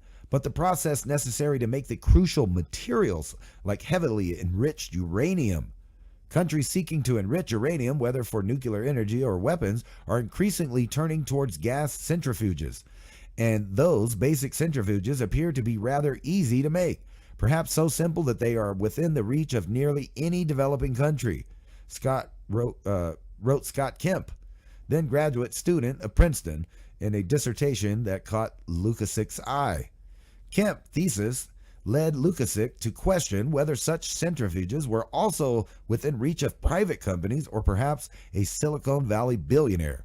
Kemp, now a professor at Massachusetts Institution of Technology, told me that in an email he was not aware of this thesis sparked a Pentagon-funded study.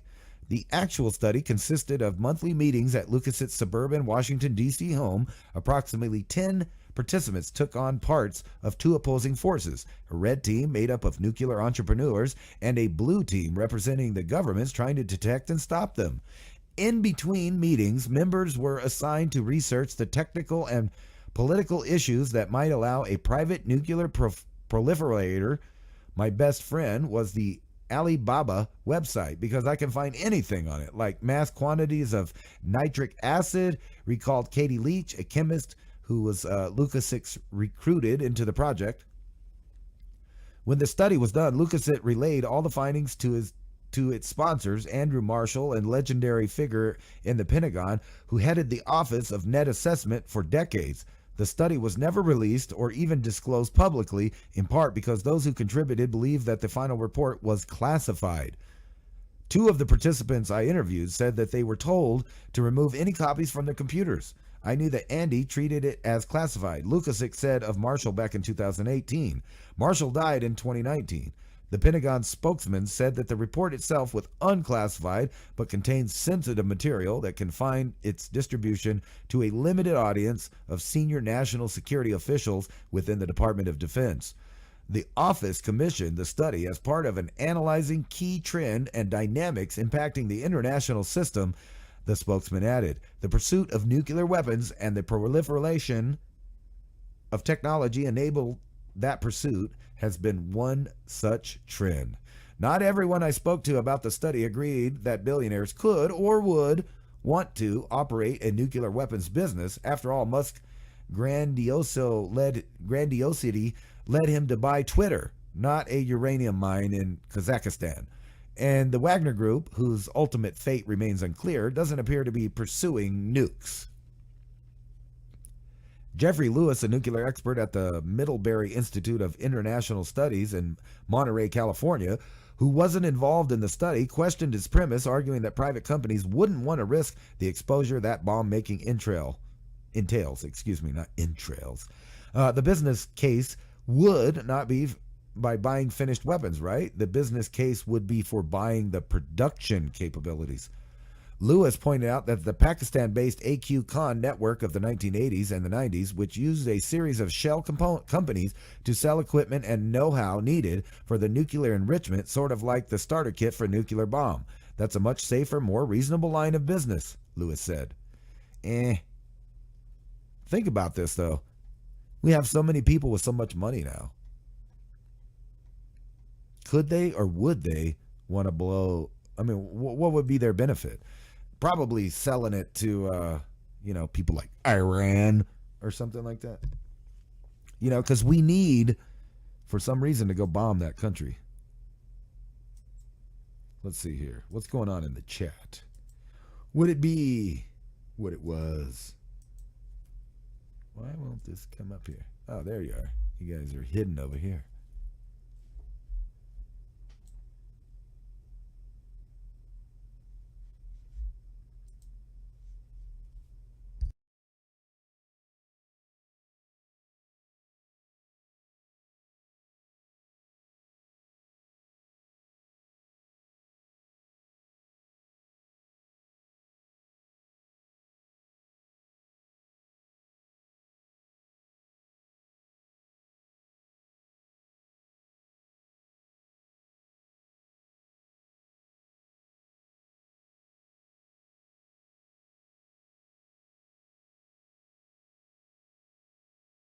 Aha, there it is.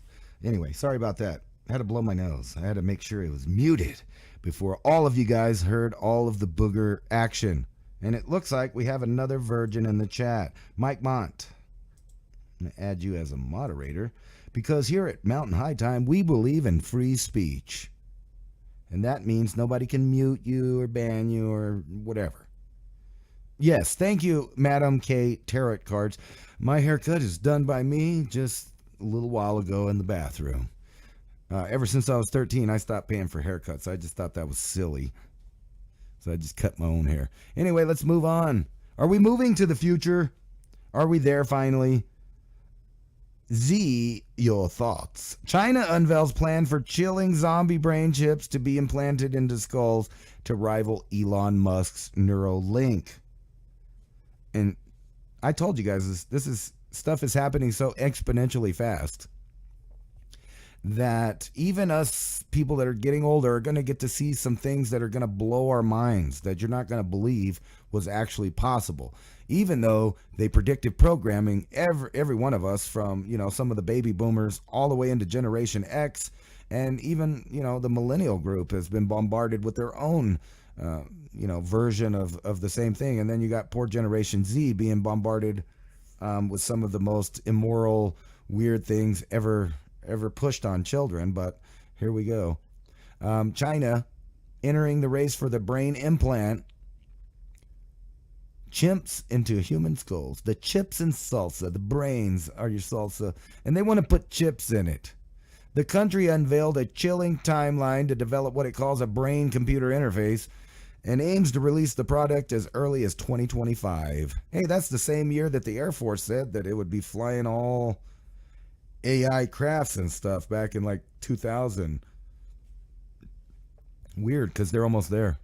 China has unveiled its plan developing chilling brain chips. Why is it chilling for the Chinese to do it, but Elon's isn't chilling? That's weird. And just think about it. This is weird. I mean, unless you have epilepsy, you're blind in one eye, you're paralyzed, or something like that one of these technologies could actually help, I just don't see no reason to do it. That's just my opinion. But if you want to have faster speed, you want to have your iPhone 12 implanted into your head so you can get 12G out of your buttonhole, then be my guest. You know what? Speaking of this, didn't that guy, the chess guy, get busted because he put basically a robot up his butt and he got caught cheating? Ain't this like this? How can you ever trust anybody to do anything? Like all of those weird Karens that are on the internet, or they're out in public and they're like, don't film me. What are you going to do when my eyeball records everything you do and it's being streamed online as we talk?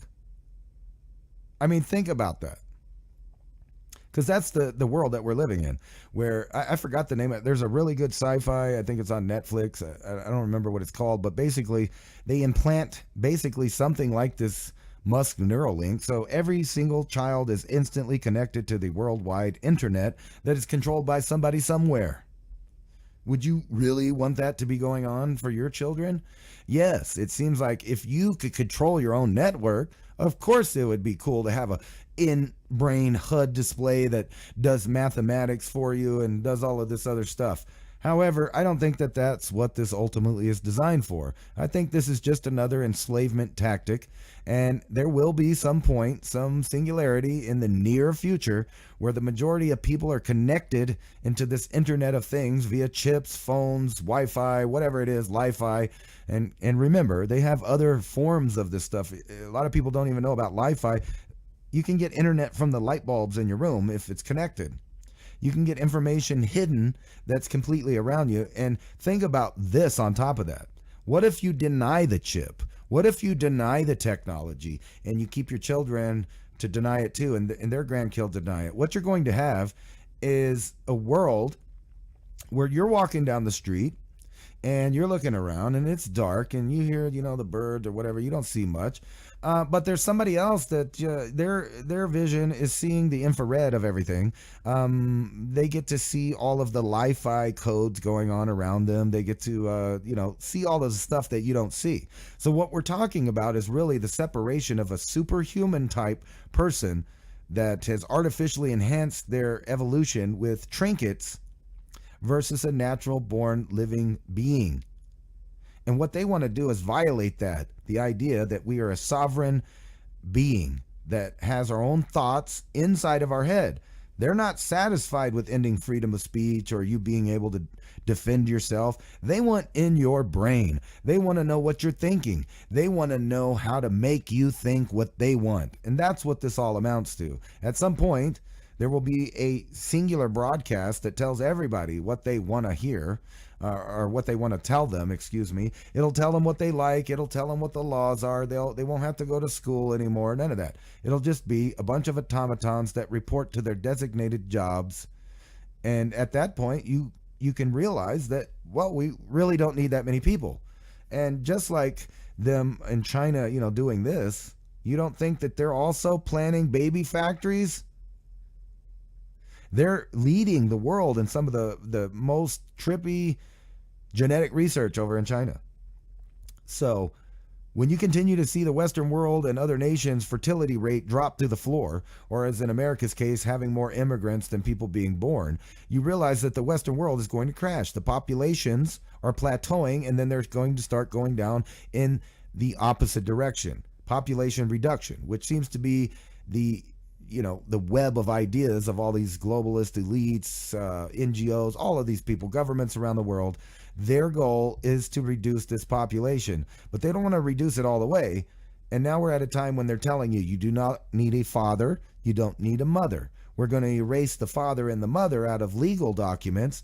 And then within 5 years of that, we will show you that you don't even need a father or a mother to make a human being. We can make a human-like entity from scratch. We can grow it in a factory, which is also being proposed. And then when you can't have children, you'll go to the state and ask for permission.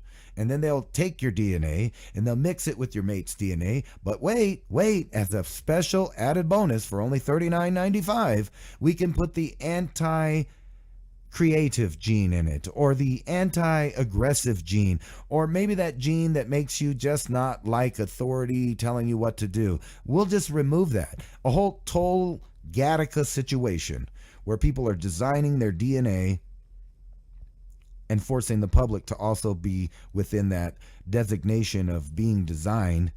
And then think about the predictive programming that's been going on with the movies. They've switched over, from just calling it aliens or ancients, and think about the more recent, the Aliens movie franchise, where they've introduced this idea of the engineers, which obviously is a portrayal of an Anunnaki, right? The idea of an Anunnaki, at least. And they're not the only ones. What's that one? The John Carter's Mars or whatever. These weird, big, bald, blue-eyed, pale people that are behind the scenes running everything. I don't know. Is that where we're going? Is that the future of things on Earth? Think about this. I was talking about how the transhumanists might have a leg up on humans. Like, we're both walking outside, but they can see all kinds of spectrums. They're getting intel. They're getting signals. They're analyzing things. They can tap the internet. I'm just me with my brain walking. That can also be used in reverse as well. Everybody that has those little trinkets in their head, the chips and all that stuff, they can have their sensory perception turned off or turned down. So imagine a whole population where there are things that they can't see because they have figured out to program or censor in real time what you're thinking, what you're seeing, or what you're hearing. That's the real trip. And that's the real destination for all these technologies. Let's move on. U.S. Coast Guard searches for man sailing from California to Hawaii. Good luck. Probably shouldn't have did that. But hey, who are they? Why are they searching for him? Is like just because he's old? Or it's surprising that you can still get in a boat and go somewhere in the world. And I bet there's a lot of hoops you have to go through to get in that. It seems like the only answer is maybe all of the Atlas Shrugged type people out there should all just get together and, start tying a bunch of 3-liter bottles together until we just build us an entire island like that dude did in Mexico. But look what happened to him. The Mexican government claimed his island. He built it from scratch, but they claimed it. Panamanians lost at sea. Count their lucky coconuts. More people lost at sea. 3 Panamanians who drifted in the Pacific for 11 days, surviving on rainwater and coconuts that floated by, have been rescued, the Colombian Navy said Friday. The trio traveled 600 kilometers, 370 miles, on what was supposed to be a routine run from Veracruz, about 25 kilometers outside of Panama City, to refuel a fishing boat. We gave it gas around 5 or 6 in the afternoon, and then everyone took off. After a certain distance, our engine stalled, said Blas Olivardia, 30, in a video released to the media. From then on, our journey started with the north wind. It took 11 days, he added. Without supplies, they survived on rainwater and coconuts. The coconuts came in the current. We grabbed them, broke them, and ate them. Now, that's really lucky. Thank your lucky coconuts. So this got me thinking, how are all of these people from Venezuela getting up here? or any other country that's not land connected to us. It's no mystery to me how they get from, obviously, Mexico, Guatemala, Belize, El Salvador, etc. But how are they getting across the Panamanian interface there? How do they do that? Well, people are shipping them there, right? People are shipping. That has nothing to do with these guys. These guys were fishermen. But what I'm talking about is the massive amounts of people that are coming from the other side of the Panama Canal.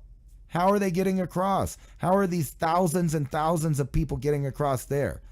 And when you figure that out, you'll realize that it is a global plan to remove, reduce, and rearrange, and maybe reinvent the population of Earth. 37 million at risk for flooding from blockbuster California rainstorm. As we were talking about earlier, the fun may not be over. The second and stronger storm of 1-2 punch will blast California with torrential rains, flooding, and a feet of snow in some places.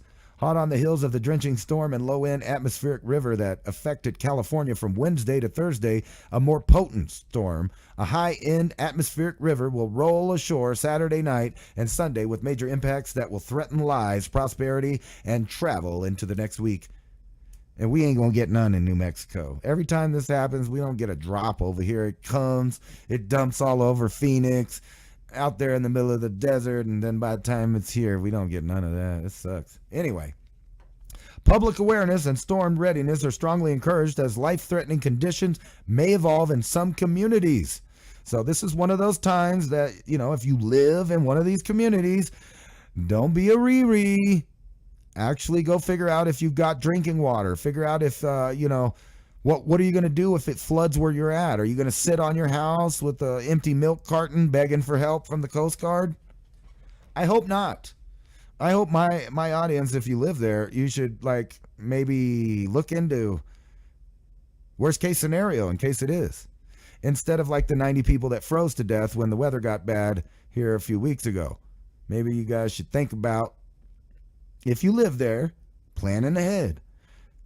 Rare high risk of flash flooding issued in Southern California as atmospheric river takes aim. For more, tune into the Oppenheimer Ranch Project on YouTube, and he'll tell you all about the good weather. Oh, this is the wrong page. Here it is. Actually, we got Oppenheimer Ranch Project in the chat room there. That's cool.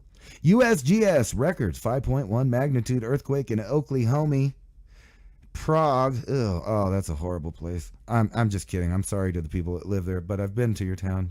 It sucks.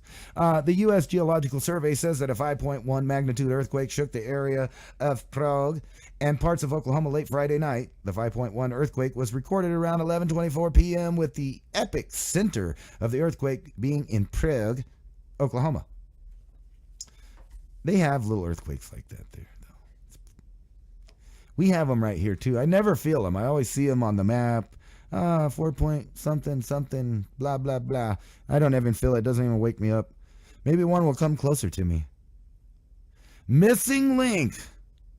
Is this true?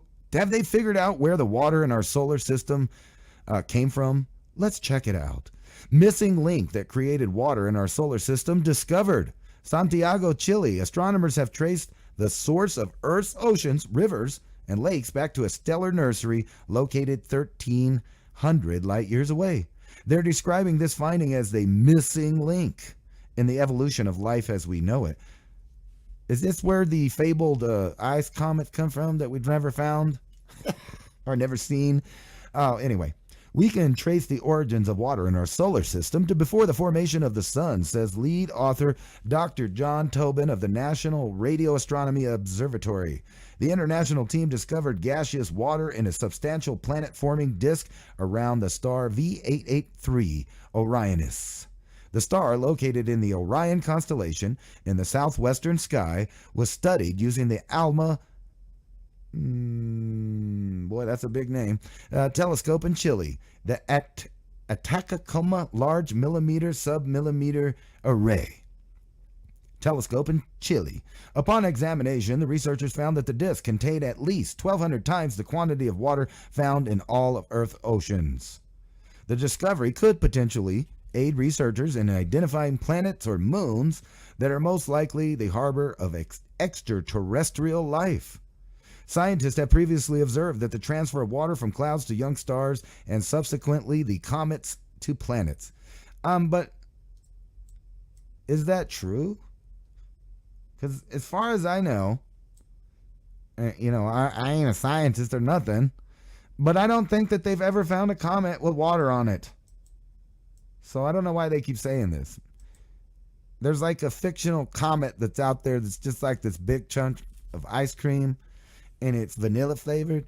And no, I don't know. But they say that. That's the theory, that all these comets, they plowed into Earth for some reason, gave us a bunch of water. And but as far as I know, that hasn't actually, but whatever. We'll just go with what they're saying. Scientists have previously observed that the transfer of water from clouds to young stars and subsequently from comets to planets. However, the connection between young stars and comets has remained elusive until now. V883 Orion is the missing link in this case. So are they going to tell me that they have found a water comet? Because I don't think that happened. But anyway, I don't want to spoil it. Let's see. In his media release, the composition of the water in the disk is very similar to the comets in our own solar system. Which comet is that? You mean they're rocks? I don't understand. This confirmation of the idea that the water in planetary systems formed billions of years ago before the sun in interstellar space and has been inherited by both comets and Earth relatively unchanged. Let's see here what they're looking at. I don't think they're correct here. I'm just saying. That's just my opinion. So dust material, molecular gas. So it appears to have continuum dusty material, HDO water, and C17O molecular gas. Let's see here. Observing the water was a challenging task, as the movement of the molecules is restricted when they are in a frozen state. Most of the water in the planet-forming disk is frozen out as ice, thus usually hidden from our view, explains Margot Leemker, a co-author of the study and a PhD student at the Leiden Observatory in the Netherlands. Detecting gaseous water is possibly due to the radiation emitted by molecules as they spin and vibrate.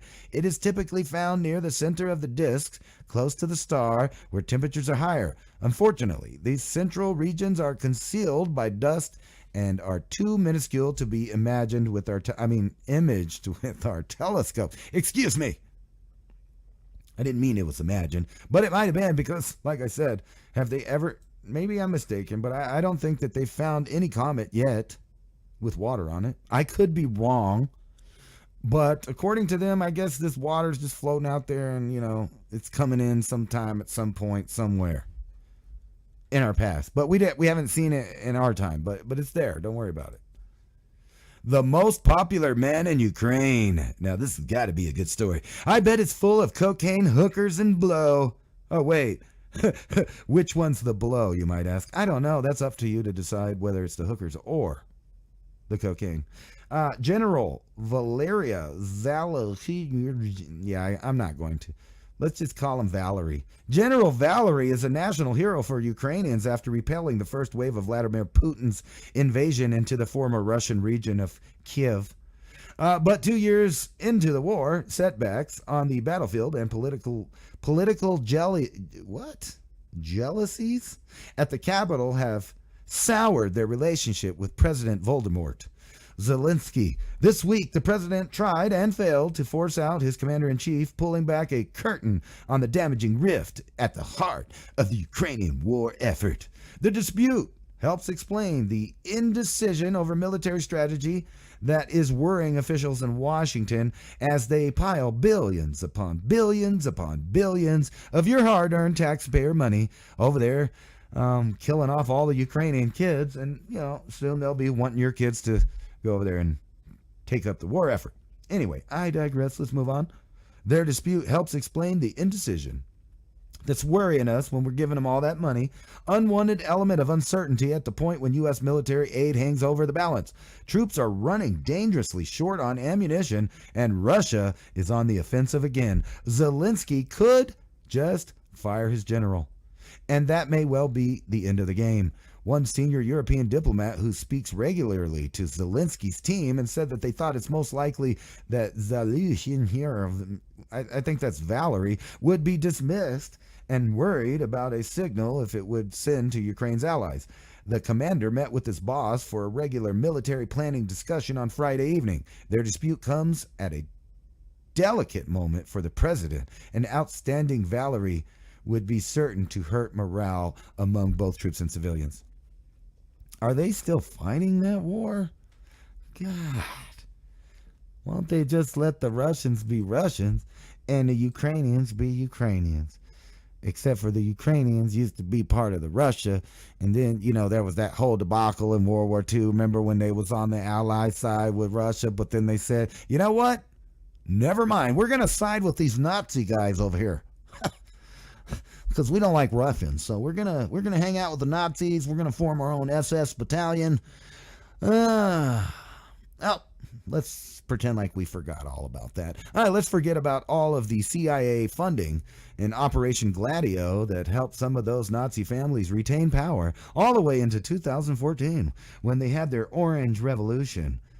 And this is what we get today. Anyway, Kiev, Ukraine, at the end of the bare concrete hallway in a building that sat empty until just a few months ago, a dozen men hunched over desks assembling pieces of black carbon fiber and soldering on a computer chip, a gyroscope, world testing, a final product, an explosive attack drone. And this is funny because if you've been watching me, I told you this was coming literally years before they started doing it. And now it's commonplace. It's so commonplace that they're writing articles about it like it's no big deal. From the cartel to Russians, to the Americans, to the Chinese, to the Iraqis, to the Iranians, to the Gaza, to the blah, blah, blah, blah, blah, blah. Everybody's sending killer bots. Everybody's sending drones. And it's not that big a deal. It's almost like the remote control of the past, except for now we have a little computer that will help us finish off the flight and better signal and things like that. What's disgusting is who knows how far this is going to go. When they keep sending bots with basically C4 strapped to little drones to go blow up somebody so they don't have to do it face to face. I mean, at least even with the sniper rifle, you're looking at the cardboard cutout, human, that you're going to be shooting. So at least you know what you're doing. This is like, here, look, I'm playing a video game, boom. And then wait till they let the computer start deciding who the target is and who they want to kill, which is being debated right now. Don't kid yourself. There are going to be killer bots out there with autonomous thinking capabilities to decide who their target is and when and where to kill them. Anyway, this workshop in Western Ukraine is one of the dozens of startups producing cheap weapons that are helping Ukrainian troops against the Russians. Short on ammunition, with additional military aid from the U.S. stalled, Ukraine is trying to compensate by producing an army of millions of explosives, FPVs. No, not HPV, FPV. I guess that's some kind of papilloma virus or something. No, first-person view drones. The country lacks a modern arms industry, and even if they did have one, it got blown up. But that wasn't an article, sorry. That can sustain the war effort, and it would take years and billions of dollars before Kiev could produce any kind of artillery and missile systems needed on a large scale. But drones, which can be assembled from parts available at the commercial market and cost just a few $100s each, are comparatively cheap and easy to produce. Makeshift factories are now popping up all over Ukraine and churning out thousands of FPVs, drones each month. That's cool. They make it sound like it's not a killer bot. Excuse me. The drones are then delivered to the front, where the soldiers attach explosives and fly them into Russian trenches and armored vehicles. They are guided by an operator using a controller and wearing goggles that let him see what the drone's camera sees. With our economy, we cannot make tanks, said Mikola, chief executive of Sparrow Avia, a drone production company. Our solution is to make drones. Well, what happens if Russia says, hey, that's a good idea? How about we take our billions and billions and trillions of dollars and make our own little factories with little bombs on it and fly them into your houses? Would that be okay? Actually, this is going to get out of control. And obviously, if you can put a little C4 explosives or some other kind of explosives on here, you could also strap it to a cable that fires a 9mm and, just think about that, right? Because you've seen the little robot dogs that you could put, and like I said before it happened, hey, look at that thing. That's cool. You can strap an AR to it. Oh, you could strap a bazooka to it. You could strap an RPG to it. You could strap a 203 to it. You could strap a 50 cal Barrett rifle to it. Ain't that nice? But you can make them smaller. You can make the main frame of this the same as the body of a small submachine gun. Think about that. So you saw the dogs with the big guns. Wait till you see little robots flying around just binking people. Pew, pew. Wow. That's the world you're living in. Russian police detained reporters covering Moscow's protests by soldiers' wives. Russian police on Saturday detained a group of about 20 journalists, including an AFP reporter, covering the protests in Moscow by the wives of the men mobilized to fight Ukraine. And as you can see, there's one lady with a picture. Have you ever seen the propaganda that goes on behind these type of pictures? Sometimes they'll get 2 or 3 or 4 or 5 people and they'll smush them into a little thing, and then if you see what's behind them, there's nobody there. It's all propaganda. Anyway, evidently they're locking up people, but I'm not surprised. We're locking up people here for what they say. People in England are getting locked up for what they say. All over the world, people are getting locked up for what they say. Because we live in a free human world. Freedom and civilization, right? Speaking of not really that, the Pope Inquisitor riles conservative. Some call him a heretic.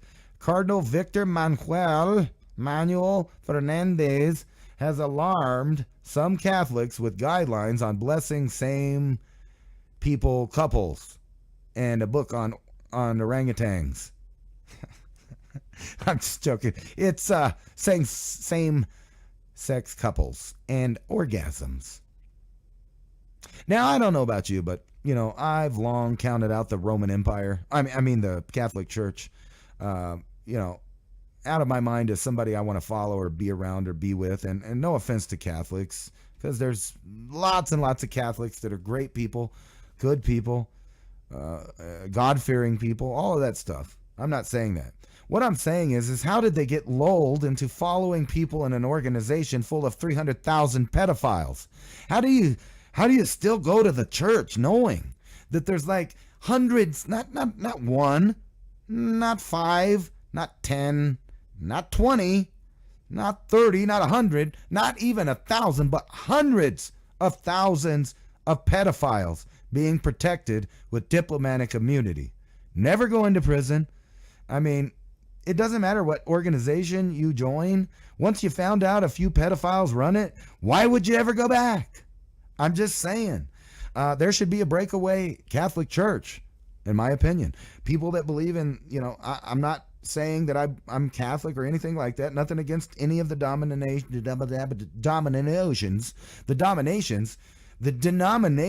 excuse me. Whoa.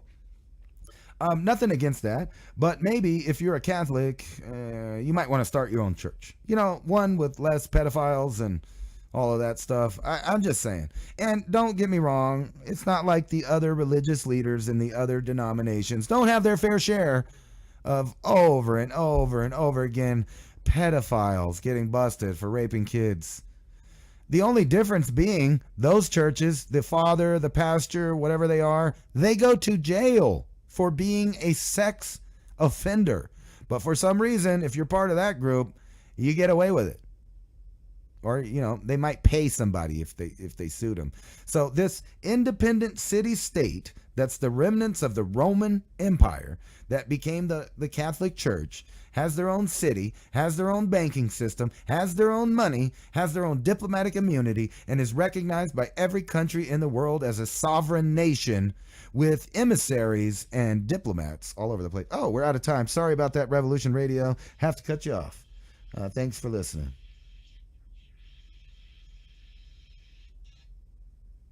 Didn't realize my time was up. But anyway, like I'm saying, when you got millions of victims and hundreds of thousands of predators, maybe they should just start over.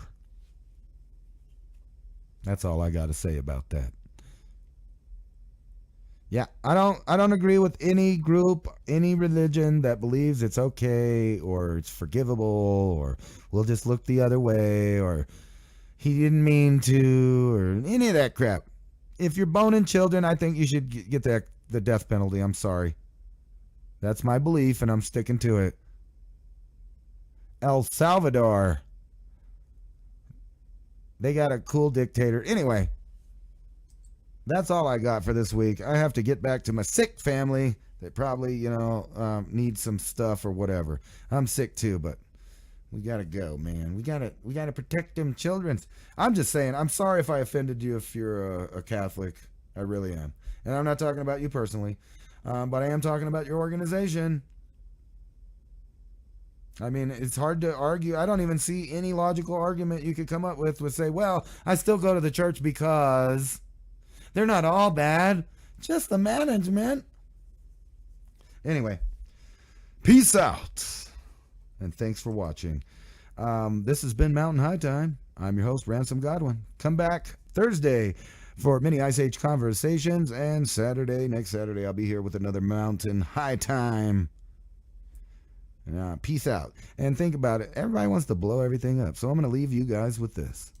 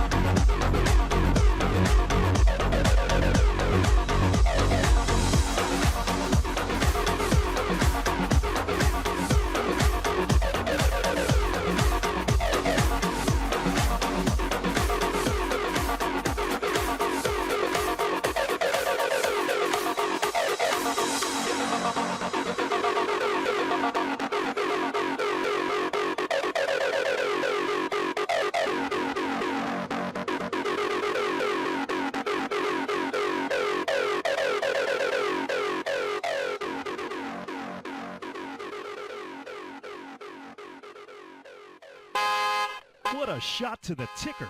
I don't think I'll ever have trouble waking up again. And there's the world's loudest alarm clock.